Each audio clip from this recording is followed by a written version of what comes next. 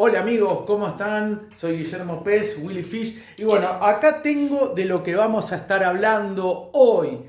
¿Sabés quién está cumpliendo 57 años? Y acá me trajo un machete para no pifiarle. Perdón, 67 años. Le regalé 10 años. El señor Gary Anthony James Webb, más conocido como Gary Numan, considerado como uno de los padrinos precursores del synth pop y también de la música industrial. Tal vez el nombre no te diga nada, pero el tema Cars sí te dé una pista y esté hablando de este gran músico que acá lo tengo en una remera que me regalaron en época de pandemia.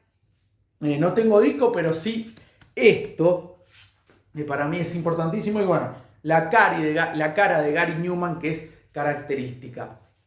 Músico británico, nacido en Hammersmith, como decía, un día como hoy, 8 de marzo del año 1958, jóvenes 67 años, está igual, como diría la publicidad, estás igual, y que marcó a fuego la música británica de fines de los 70, porque aparece de una manera sorprendente en la escena musical. No es algo que uno esperara. Fundamentalmente hay muchos músicos que se sintieron cautivados, sorprendidos, hasta algunos atemorizados por su presencia, principalmente con Our Friends Electric de Tubeway Army, que fue la banda que tuvo previa a su carrera solista, que en el año 78 publican justamente su primer disco, y ahí luego, y por casualidad, después voy a leer algo del libro post-punk de el señor Simon Reynolds, que es una biblia, que ahí cuenta cómo se topa Gary Numan con el mundo de los sintetizadores y fundamentalmente con un teclado Moog, si la memoria no me falla y si lo pronuncio bien, y le cambió la vida porque venía del palo punk, como pasa con muchos músicos que luego se volcaron a diferentes vertientes del llamado post-punk o de la música gótica, incluso del ska. En el caso de Gary Numan venía del palo punk y fue cambiando, y ese Moog que encontró en un estudio de grabación que no lo habían llevado todavía, quien lo había utilizado le cambió la vida. Y también él cambió la vida de muchos músicos, porque Gary Numan es influencia, por ejemplo, de Foo Fighters, que de hecho ha interpretado algunos temas de Gary. Nine Inch Nails, ni hablar. Trent Reznor es un gran admirador de Gary Numan. De hecho, hay muchos videos subidos a la página de Nine Inch Nails en donde Trent Reznor lo invita a tocar y aparece tocando Gary Numan, que es una especie de semidios, por así llamarlo. También acá quiero nombrar, bueno, los Fear Factory, banda que me encanta en la época de Parton Sibel.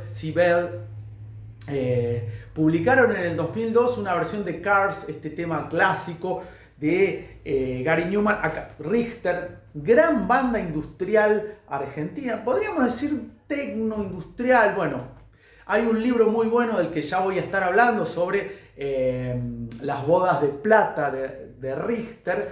Pero bueno, en este disco del año 2012 llamado Transformador, en el lado A o en el disco 1 hay una gran versión de Cars, este clásico de Gary Numan, que formó parte de su primer disco solista de Pleasure Principle.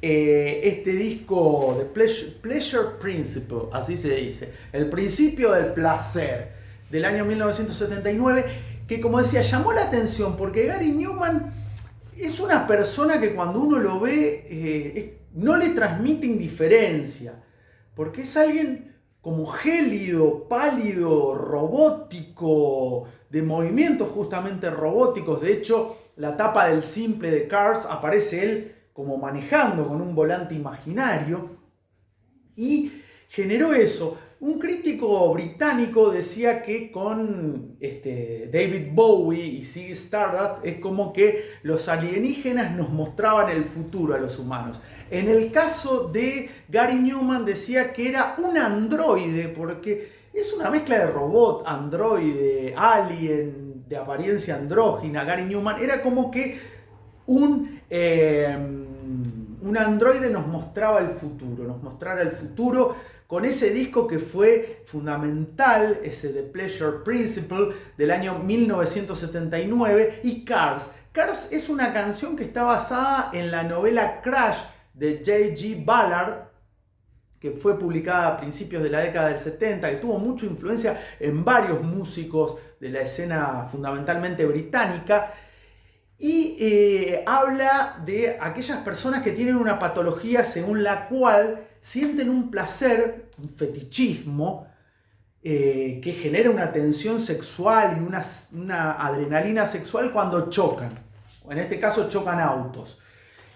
Fue llevada a la pantalla cinematográfica por el excelso David Cronenberg, el gran director canadiense, responsable, por ejemplo, de la versión de La Mosca, de Gemelos también, película protagonizada por Jeremy Irons, y que protagoniza justamente Crash, Rosanna Arquette, y muestra justamente eso, esa adrenalina y ese placer que sienten al chocar personas, lo cual suena muy loco, muy raro, pero sí, pero existe. Y bueno, Gary Numan contaba, y en la letra lo explicita, que él dice: me siento seguro en mi auto, porque él fue víctima de bullying en el colegio, también tiene el síndrome de Asperger, pero contaba que en una situación él estaba en un auto encerrado y aparecieron en una camioneta un par de muchachones, entre comillas, y lo empezaron a increpar y a pegarle al auto. Bueno, obviamente se asustó, tuvo pavor y se quedó encerrado en el auto. Y bueno, es como que fue soportando esa agresión, que era física, pero no para con él, afortunadamente no llegó a eso, y psicológica, encerrado en el auto, y ahí es donde también tuvo parte de la letra, o pudo extraer después parte de la letra, o sea que tiene algo de autobiográfico el tema Cars.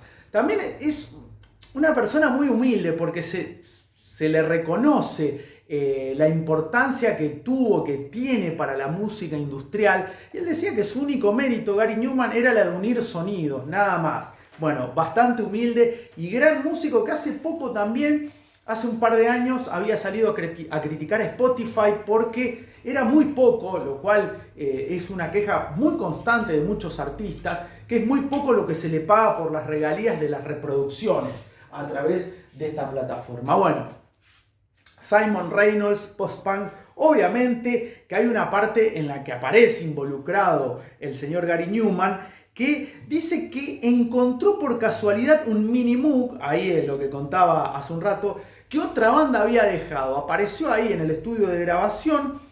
Dice Gary: aunque me gustaba algo de música electrónica, todavía la asociaba más que nada con los megagrupos pomposos, con el rock progresivo, que tan aburrido era y que contra el cual combatía el punk rock. Me traía a la mente imágenes de tipos tocando solos horrendos y masturbatorios durante media hora. Yo creo que la definición es más clara imposible. Antes de que la empresa de alquiler de instrumentos pidiera que devolviesen el sintetizador, Numan empezó a toquetearlo. Tuve suerte, porque el sintetizador había quedado configurado para que sacara un sonido bien pesado y era lo más potente y resonante que había oído en mi vida. Por eso, cuando aparece en los primeros puestos de los charts británicos en ese 1979 Cars, llamó mucho la atención porque no era algo específicamente tecno-pop, era algo más pesado. De ahí la influencia que ejerce este gran músico Gary Numan, por ejemplo, en Nine Inch Nails, y me olvidé de nombrar también la excelsa banda de Al Jourgensen, Ministry, que también lo cita como una de sus grandes influencias. Y continúa diciendo Gary Numan: era apenas un guitarrista que tocaba teclados. Me limité a convertir canciones punk en canciones electrónicas. El Moog sonaba grave y apocalíptico, no muy lejos de las guitarras pesadas de Black Sabbath, y la manera en que la música de Numan se movía no tenía nada que ver con el beat secuenciado de Moroder, de Giorgio Moroder, músico fundamental, crucial en la historia de la música electrónica.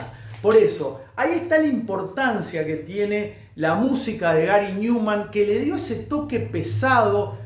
Fue casualidad, fue algo fortuito, porque se encontró con ese mini Moog en el estudio, que no lo habían ido a retirar. Él nunca dijo qué banda estaba tocando ahí, pero bueno, empezó a toquetear y ahí cambia su percepción de la música, porque como bien decía en esta entrevista que le hizo Simon Reynolds, Gary Numan venía del palo punk, era guitarrista. Sin embargo, esto le cambia todo y los invito a ver, busquen en YouTube la presentación de Gary Numan en Top of the Pops y fíjense cómo tocan, cómo aparecen vestidos, porque también tiene una influencia muy marcada de Kraftwerk en lo musical, pero en la forma de vestirse, como aparece de rojo con una corbatita finita negra, con un look que no es el arquetípico del rockero, sino que es un look bastante inusual, y la presencia de Gary Numan, una presencia gélida,